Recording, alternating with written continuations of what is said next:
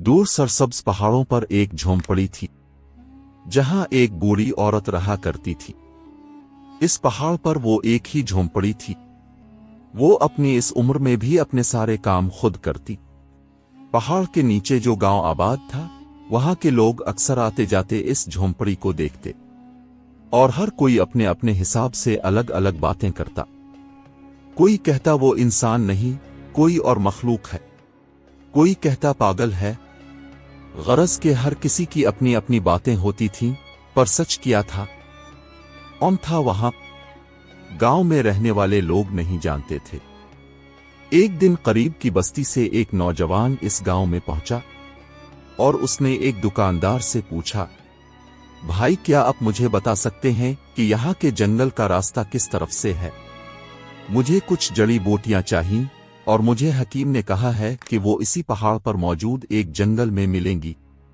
अगर आप बता दें तो मेरे अब्बा की जान बच जाएगी, वो बहुत बीमार है।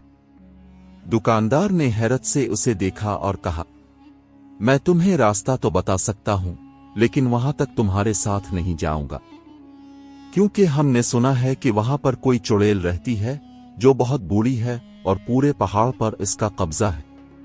नौजवान बोला, ये आप कैसी बातें कर रहे हैं? मैं नहीं मानता उन बातों को। आप सिर्फ मुझे रास्ता बता दें। मैं दूर बस्ती से यहां तक पहुंचा हूं और बगैर जड़ी बूटी लिए वापस नहीं जाऊंगा। तब दुकानदार बोला, आ जाओ, मैं तुम्हें थोड़ा दूर ले जा सकता हूं। नौजवान ने इसका शुक्रिया अदा किया और उसके पीछे चल दिया। कुछ कच्चे रास्तों से गुजरने के बाद एक रास्ता दिखाई दिया जो पहाड़ के ऊपर जा रहा था। दुकानदार बोला, देखो, ये रास्ता है, इस पर सीधा जाना, ये तुम्हें जंगल तक पहुंचा देगा। लेकिन मेरा मशवरा यह है कि अपना काम करके फौरन वहां से निकल जाना। रात वहां ठहरना खतरे से खाली नहीं है। और हां, यहां बीच में एक झोंपड़ी है, वहां से हरगिज मत गुजरना। नौजवान मुस्कुराया और आगे बढ़ गया। कुछ देर वो चलता रहा और चलते चलते थक गया। ऊंचाई इतनी सीधी थी कि इसका सांस फूल रहा था। अब वो कुछ ही देर में इसी झोंपड़ी के नजदीक जा पहुंचा और उसके दिल में अजीब ख्याल आने लगे। फिर इसने देखा कि एक बूढ़ी औरत बहुत मेहनत से पानी भर कर ले जा रही है, जो ज्यादा उम्र होने की वजह से बहुत कमजोर दिख रही थी। नौजवान ने सोचा, क्या गांव के लोग उन्हें चुड़ैल बोल रहे हैं? कैसे अजीब लोग हैं, इन बेचारी को तो मदद की जरूरत है। फिर वो आगे बढ़ा और बोला, लाई, मैं आपकी मदद करता हूं। बूढ़ी औरत ने हैरत से उसे देखा और बोली, नहीं, मैं खुद कर लूंगी। बेटा, तुम जिस काम से आए हो वो काम करो। नौजवान बोला, सबसे जरूरी काम तो जरूरतमंद की मदद करना है ना। लाई, आप मुझे दें, मैं इस मटके को जगह तक पहुंचा देता हूं। तब बूढ़ी औरत ने उसे मटका दे दिया और उसे मुस्कुरा कर देखने लगी। नौजवान ने मटका रखा और बूढ़ी औरत की झोंपड़ी में इसके इसरार करने पर कुछ देर आराम किया।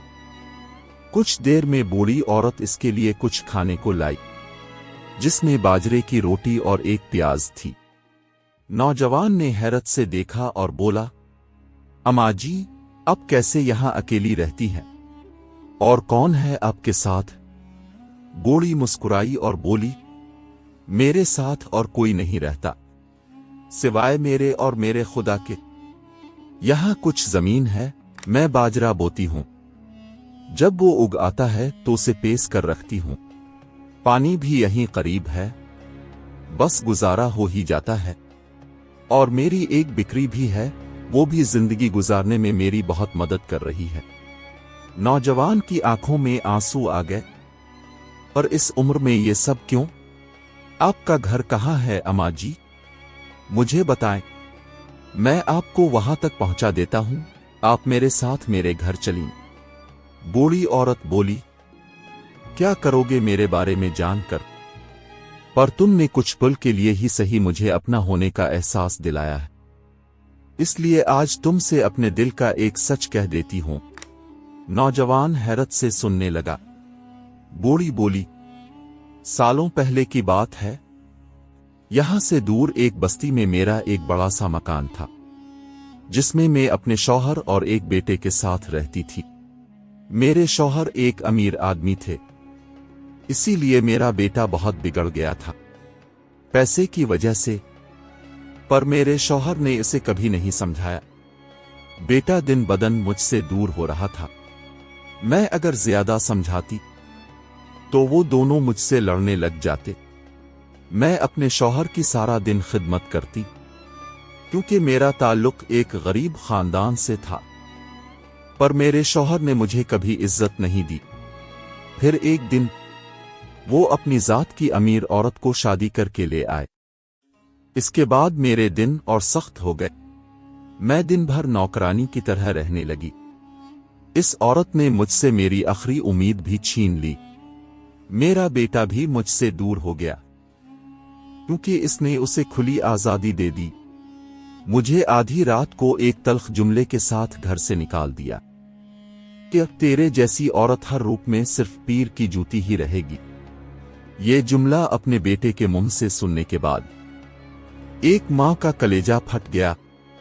मैंने हर जुल्म सहे, पर वो जुमला बर्दाश्त ना कर सकी और वहां से निकल गई बगैर कुछ बोले, और यहां आकर बस गई, सबसे दूर, ताकि कोई मुझे तक ना पहुंच सके। अब यहां के लोग मुझे न जाने क्या क्या समझते हैं, पर अब मुझे बुरा नहीं लगता।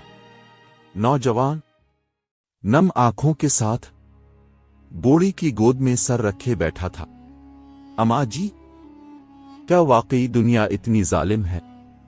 बूढ़ी मुस्कुराई और एक तस्वीर दिखाकर बोली, दुनिया जालिम हो सकती है, पर जब औलाद जालिम हो जाए तो इंसान खत्म हो जाता है। नौजवान हैरत से तस्वीर देखने लगा। ये कौन है? ये किसकी तस्वीर है? बूढ़ी बोली, ये मेरे बेटे की तस्वीर है, जिसे देखकर मुझ में हिम्मत आती है जीने की। नौजवान बोला, मतलब आप मेरी दादी हैं? बूढ़ी औरत हैरत में बोली, क्या तुम उसके बेटे हो? नौजवान बोला, जी, मैं उन्हीं का बेटा हूं अम्मा जी, और ये अपनी जिंदगी के आखिरी वक्त में है। मैं उन्हीं के लिए यहां जड़ी बूटियां ढूंढने आया हूं। अम्मा जी, मेरे बाबा दिन भर आपकी याद में रोते हैं, आपकी तस्वीर को सीने से लगा कर रखते हैं, आपसे मुआफी मांगना चाहते हैं। मुझे नहीं पता था आप जिंदा हैं। चली मेरे साथ, आपका दिल तो बहुत बड़ा है। बूढ़ी औरत बहुत रोई और ममता के हाथों मजबूर होकर उसके साथ चल दी। जब नौजवान उसे लेकर जा रहा था तो सारे गांव वाले हैरत से देख रहे थे।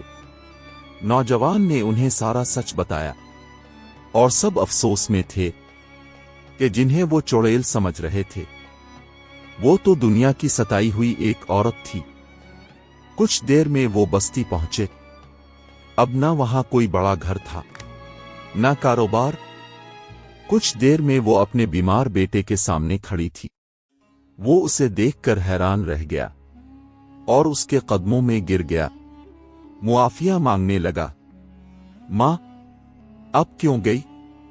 आपके जाने के बाद मेरी शादी करवा दी गई। वो अब्बा की नई बीवी की बहन से थी। वो दोनों सब लूट कर ले गईं। मेरा बच्चा भी नहीं रहा। अब्बा इस सदमे से चल बसे।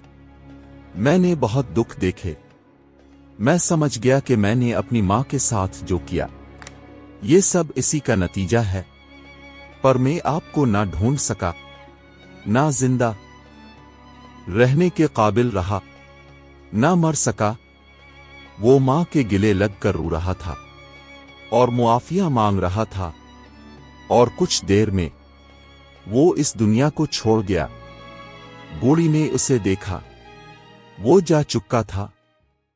जब बूढ़ी उसकी आंखें बंद करने लगी तो मजबूत होकर बैठ गई, और एक और औलाद अपनी मां से बिछड़ गई।